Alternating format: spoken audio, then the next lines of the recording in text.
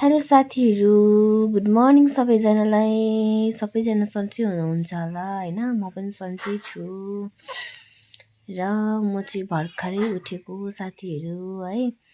र म चाहिँ अब फ्रेस हुन लागेको, फेस वास गर्न आँटेको साथीहरू। तपाईँहरू पनि उठ्नुभयो होला होइन? आज चाहिँ मेरो नानी पनि म सँगसँगै उठेको छ हो। र त्यस्तो राम्ररी भ्लग बनाउनु पनि पाएको छैन, किनकि उसलाई पनि हेर्दै गर्दै गर्नुपर्दैछ नि त।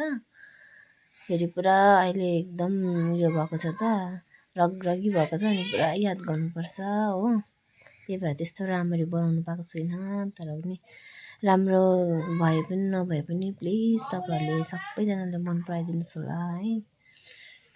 ल यहाँ चाहिँ म फ्रेस पनि भइसकेँ। अन्त मेरो प्लान्टहरू चाहिँ पुरा ड्राई भएछ होइन।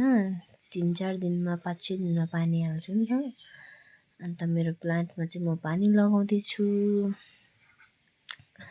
मलाई चाहिँ प्लान्टहरू पुरा मनपर्छ। घरमा राखेको हो, किचनमा, घरमा, रुममा सबमा मेरो चाहिँ एकदम प्लान्टले मात्रै भरिएको छ हो। प्लान्टहरू म चाहिँ प्लान्ट्स लभर हो। मुख पनि लटपटिनुहोस्। तर प्लान्टहरू पुरा मनपर्छ हो। सबैतिर प्लान्टै राखेको छु, हेर्नु होला। अन्त म चाहिँ बाबाको लागि ब्ल्याक टी बनाइदिँदैछु। बाबाले चाहिँ खालि ब्ल्याक टी मात्रै खानुहुन्छ नि त, चिनी कम्ती लगाएर, अनि यो रङ पनि कम्ती लगाएर खानुहुन्छ हो। बाबालाई चिया बनाइदिँदैछु। अन्त हेर्नु होला मर्निङको टाइम्समा चाहिँ के गर्छु म भनेर तपाईँलाई देखाउँदैछु है।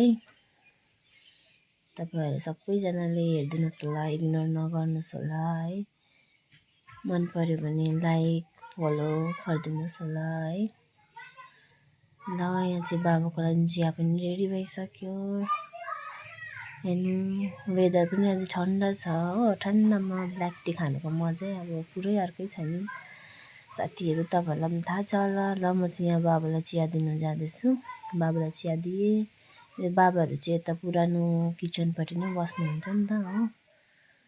अन्त म र नानी चाहिँ यता हुन्छ खालि। मेरो छोरी पनि मसँग पछ्याएर आयो हो। उसलाई पनि अब ब्रेकफास्टको लागि अब उसलाई पनि के हुन्छ कसो हुन्छ बनाएर दिन्छु। ल यो प्लान्ट चाहिँ छोडिएको थियो मेरो पानी हाल्नु होइन, अनि यसमा पनि पानी लगाइदिँदैछु। एकदम मनपर्छ मलाई चाहिँ प्लान्टहरू हो। तपाईँहरू कोलाई मनपर्छ प्लान्ट्सहरू कमेन्ट गर्नु होला है। कमेन्टमा भन्नु होला। अन्त अब चाहिँ मेरो चाहिँ पानी खाने टाइम भयो, वार्म वाटर खाने टाइम भयो हो। मैले चाहिँ पानी तताइसकेँ। अब म चाहिँ पानी खान लाग्दैछु। मेरो छोरीले चाहिँ के गरेको होला हेर्नु न, उहाँ दैलोमा बसेर के हेरेको होला, उसलाई त्यो के जस्तो लाग्यो होला। र मेरो छोरीलाई पनि म पानी बिहान बिहान उसलाई पनि पानी खुवाउँछु होइन, तातो पानी खुवाउँछु, पेटहरू सफा हुन्छ। अन्त ऊ पनि पानी खान आउँदैछ खुसी भएर। अन्त उसले चाहिँ बिस्कुट खानु भन्यो हो, खान्छु भन्यो। अन्त यो चाहिँ उसको फेभरेट बिस्कुट हो होइन। अनि उसले चाहिँ पुरा मन पराउँछ यो बिस्कुट चाहिँ, मजाले खान्छ।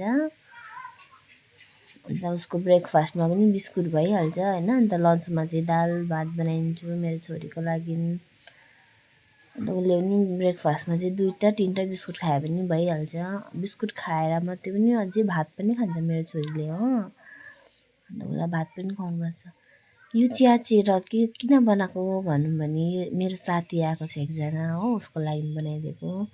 अब उसलाई पनि आएर अब कहाँ त्यत्तिकै बसिराख्नु, त्यही भएर चिया बनाइदिएको। अन्त उसले चाहिँ मेरो हातको चिया पुरा मन पराउँछ नि त, अनि त्यही भएर उसलाई चिया बनाइदिएको। अनि हामी चाहिँ गफ गरिरहेको छौँ। नानीले चाहिँ यहाँ डिस्टर्ब गर्दैछ हो हामीलाई। हामी मात्रै हेर्दैछ भनेर उसले पनि फोन फर्काउँदैछ उसकोपट्टि।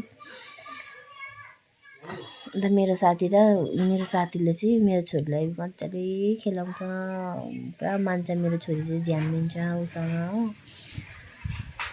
अन्त हामी चाहिँ कहिलेको कुरा गरेर हाँसिरहेको थियौँ होइन, पहिलाको कुराहरू गरेर। उसँग पनि अन्त लङ टाइम बाद भेट भएको नि त मेरो साथीसँग पनि। अन्त त्यही भएर हामी दुईजना चाहिँ पुरै मिल्छौँ हो पुरै इन्टु छौँ अब अरू चाहिँ त्यस्तो मिल्दैन तर ऊ र म चाहिँ पुरै मिल्छौँ हो सो गाइज आजको लागि चाहिँ यति नै हो भोलि फेरि मेरो भिडियो आउँछ प्लिज तपाईँहरूले माया गरिदिनुहोस् होला है thanks for watching guys bye by